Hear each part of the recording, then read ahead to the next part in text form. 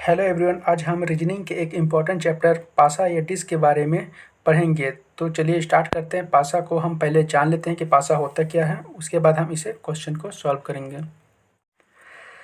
यह एक 3D आकृति होती है जिसमें 1 से 6 तक अंक होते हैं। इस पासे में क्या होता है कि एक 3D शेप में होता है जिसमें क्या होता है कि 6 तक नंबर लिखे होते हैं। एक पासे में सिर्फ 3 सतह दिखाई देते हैं। हमें सिर्फ 3 सतह दिखाई देंगे और 3 सतह जो होते हैं वो छुपे हुए होते हैं और इसमें कुल 8 कोने और 12 किनारा होता है। अब हम जान लेते हैं मानक पासा क्या होता है। उस पासे को मानक पासा कहते हैं जिसमें किसी भी दो अंकों को जोड़ने से 7 आए। जैसे इसे हम जोड़ेंगे तो 4 और 3 अगर हम जोड़ते हैं तो 7 आ जा रहा है, तो इसका मतलब क्या है कि यह एक मानक पासा है। अगर किसी भी दो अंक को हम जोड़ें और अगर 7 नहीं आता है तो वो मानक पासा नहीं होगा। इसमें हम ये नोट देख लेते हैं। किसी भी मानक पासा में हम किसी विपरीत सतह के अंक को नहीं बता सकते। अगर ये मानक पासा है, अगर हमें पूछे कि 4 के विपरीत में कौन सा सतह होगा, मतलब कौन सा सतह छुपा हुआ है, तो उसे हम नहीं बता सकते। किसी भी मानक पासा में हम किसी भी मानक पासा में हम उसके विपरीत सतह के बारे में जानकारी नहीं बता सकते।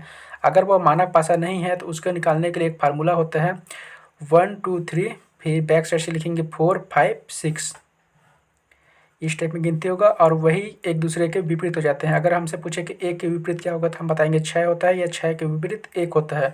2 के विपरीत सतह में 5 होगा, या 5 के विपरीत सतह में 2 होगा। 3 के विपरीत सतह में 4 होगा, या 4 के विपरीत सतह में 3 होगा।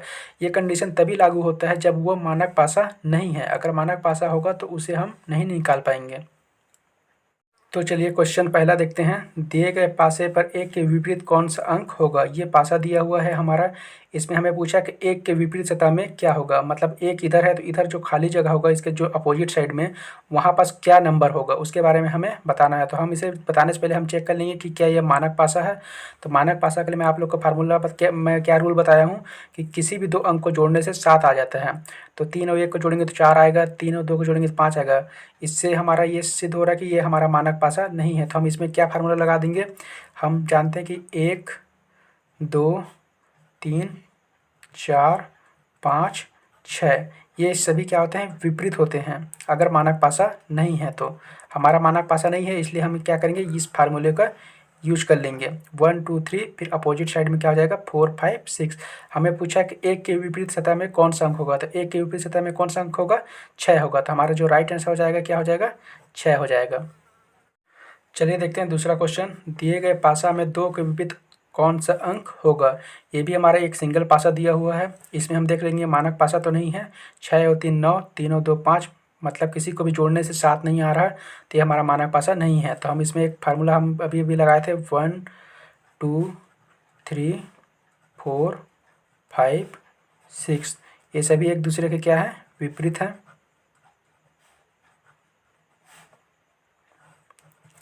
तो हमें पूछा 2 के विपरीत कौन सा अंक होगा। 2 के विपरीत कौन सा अंक होगा, 5 होगा। तो हमारा जो राइट आंसर है क्या हो जाएगा, 5 हो जाएगा। ठीक है। हमारा एक पासे वाले जितने भी क्वेश्चन होंगे सब इसी फार्मूले से बन जाएंगे। जबकि हमारा जो दो पासे जब आ जाता है तो उसके बनाने के लिए हमें कुछ दूसरे फार्मूलों के आवश्यकता होती है, कुछ दूसरे ट्रिक की आवश्यकता होती है। तो उसे हम नेक्स्ट क्वेश्चन में देखेंगे। चलिए देखते हैं नेक्स्ट क्वेश्चन। दिए गए पासा में 5 के विपरीत कौन सा अंक होगा।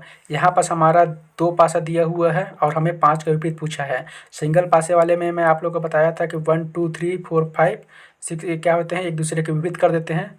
जबकि यहाँ पास हमारा 2 पासा है, तो इसे बनाने के लिए हमें कुछ दूसरा ट्रिक की आवश्यकता होगी। हम इसमें देखेंगे कि दोनों पासा में हमारा सेम अंक कौन सा है। तो हमको दिखाई दे रहा है कि दोनों पासे में जो 5 है वो सेम है। तो हम क्या करेंगे कि जब भी हम इसे लिखेंगे, पहले पासे का नंबर को हम ऊपर लिख लेंगे और फिर उसके बाद दूसरे पासे के नंबर को लिख लेंगे। हमेशा लिखने के लिए हमें ये याद रखना पड़ेगा कि हमें क्लॉक बाई लिखना पड़ेगा। कौन से, क्लॉक बाई लिखना पड़ेगा। ठीक है। तो हम पहले पासे का लिख लेते हैं। जो नंबर सेम होगा वहीं से हमें स्टार्ट करना, याद रखिएगा। जो नंबर सेम है वहीं से हम स्टार्ट करेंगे और क्लॉक बाई घूमेंगे, मतलब इस टाइप से हम घूमेंगे। ठीक है, जिस टाइप से घड़ी की सुई घूमती है। ठीक है। तो हम यहाँ स्टार्ट कर लेते हैं। सेम नंबर दोनों में 5 है, तो हम स्टार्ट करेंगे 5 से। 5, उसके बाद आ जाएगा 4, उसके बाद आ जाएगा 3। हमारा पहला पासा कंप्लीट हो गया। हम दूसरा पासा का स्टार्ट करेंगे। दूसरा पासा को भी हम क्लॉक बाई घुमाएंगे। तो हमारा इसमें जो सेम नंबर था वो क्या था, 5। उसे हम नीचे लिखेंगे, एक नंबर के नीचे ही लिखेंगे। उसके बाद क्या है, 2, और उसके बाद एक लास्ट क्या है, 1 है। अब हमारे ये क्या हो जाएंगे, आपस में विपरीत हो जाएंगे। ठीक है, तो हमारा क्या है, 3 के विपरीत 1 है, 4 के विपरीत 2 है, या 2 के विपरीत 4 है। हमारा 4 अंक हो गया, एक पाँचवा अंक है 5, 5 के विपरीत कौन सा अंक होगा, 5 ही नहीं होगा। हमारा जो नंबर छूटा हुआ होगा, 1 हो गया, 3 हो गया, 2 हो गया, 4 हो गया, 6 छूटा हुआ है, तो हम इसे क्या होगा, 5 के विपरीत 6 बना लेंगे। ठीक है, जो छूटा होता है उसे हम बना लेते हैं। अब हमको सबका मिल गया 5 के विपरीत 6, या 6 के विपरीत 5, 4 के विपरीत 2, या 2 के विपरीत 4, या 3 के विपरीत 1, 1 के विपरीत 3। हमें सभी का मिल गया, विपरीत संख्या मिल गया। हमें पूछा कि 5 के विपरीत कौन सा अंक होगा, तो 5 के विपरीत कौन सा अंक होगा, 6 अंक होगा। जब सेम सेम आ जाता है तो हमें याद रखना है कि जो अंक नहीं दिया हुआ है उसी अंक को हम विपरीत बना लेते हैं। जैसे हमारा 6 बचा हुआ था, इसलिए हम क्या किए, सेम सेम रहा इसलिए हम इसे 6 विपरीत बना लिए। तो हमें पूछा 5 के विपरीत कौन सा सतह होगा, तो हमारे 5 के विपरीत कौन सा सतह होगा, 6 होगा। तो हमारा राइट आंसर हो जाएगा 6। चलिए देखते हैं नेक्स्ट क्वेश्चन। दिए गए पासा में 1 के विपरीत कौन सा अंक होगा। यहाँ भी हमें 2 पासा दिया हुआ है, तो हम इसे क्या कर लेंगे, एंटी क्लॉकवाइज लिख लेंगे, जो अंक सेम होगा वहाँ से स्टार्ट करके। ठीक है, तो हमारा दोनों में देख लेते हैं कौन सा अंक सेम है। तो जो 3 है वो हमारा दोनों में सेम अंक है, 3 यहाँ भी है, 3 यहाँ भी है। तो हम क्या करेंगे, 3 से स्टार्ट करेंगे और कैसे घुमाएंगे, क्लॉकवाइज घुमाएंगे, है ना। ठीक है, इस टाइप में घूमेगा, इस टाइप में घूमेगा, 3 5 4, फिर इसमें भी घूमेगा, तो 3 6 1। तो हम स्टार्ट कर लेते हैं, जो सेम होता है वहीं से स्टार्ट करते हैं। 3 पहला होगा, उसके बाद क्या हो जाएगा 5, उसके बाद क्या हो जाएगा 4। ये हमारा पहला पासा कंप्लीट हो गया। इसमें भी हमारा जो सेम अंक कौन सा था, 3 था, तो हम 3 से स्टार्ट करेंगे, 3, उसके बाद फिर क्या आएगा 6, उसके बाद क्या आएगा 1 आएगा।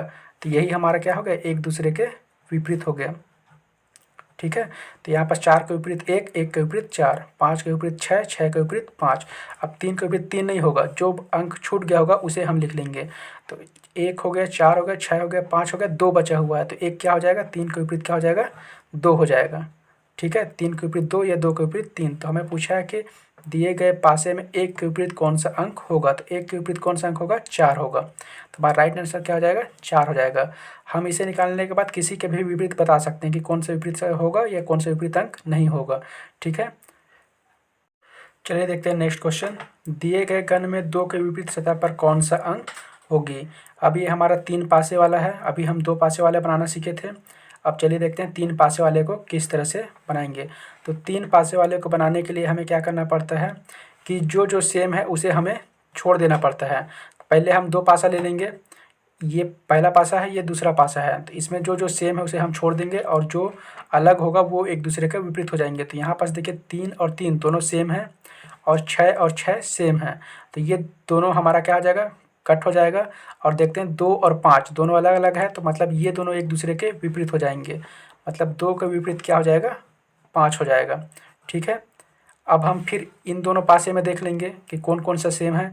यहाँ भी 3 सेम है, 3 सेम है, 5 सेम है और 5 सेम है। तो अलग अलग क्या है, 6 और 4, इन दोनों क्या है, अलग अलग हैं। तो हमारा क्या हो जाएगा, 6 के विपरीत क्या हो जाएगा, 4 हो जाएगा, 6 के विपरीत 4 हो जाएगा।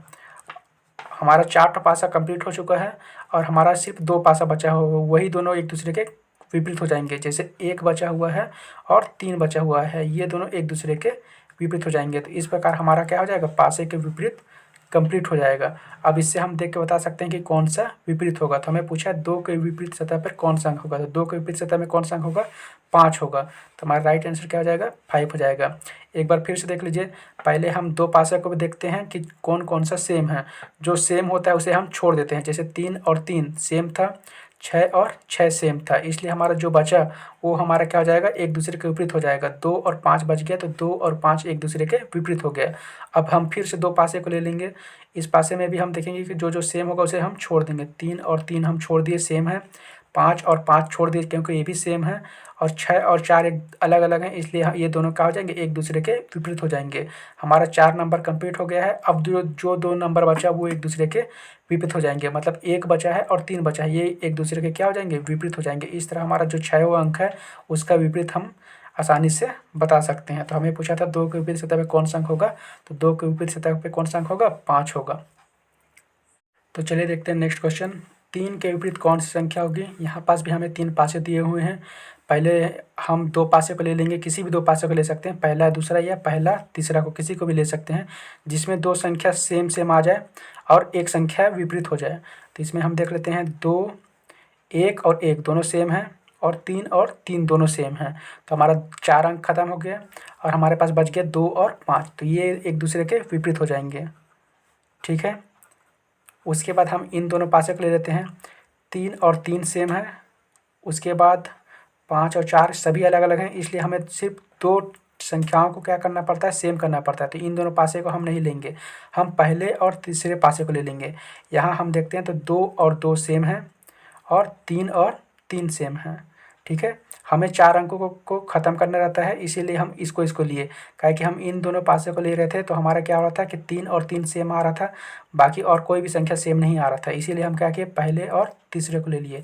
यहाँ 2 से 2 चला गया और 3 से 3 चला गया, 1 और 4 बचा। तो 1 4 के विपरीत सतह हो जाएगा और बाकी जो 2 नंबर बचा वो एक दूसरे के विपरीत होंगे। मतलब हमारा जो 3 बचा हुआ है और 6 बचा हुआ है वो एक दूसरे के विपरीत हो जाएंगे। इसे हम अपने से मान लेंगे, काहे कि हमारा 4 अंक हो चुका है। तो हमें पता चल गया कि कौन सभी का विपरीत कौन कौन सा होगा। तो हमें पूछा 3 के विपरीत कौन सी संख्या होगी, तो 3 के विपरीत कौन सी संख्या होगी, 6 होगी। तो हमारा जो राइट आंसर हो जाएगा वो क्या हो जाएगा, 6 हो जाएगा।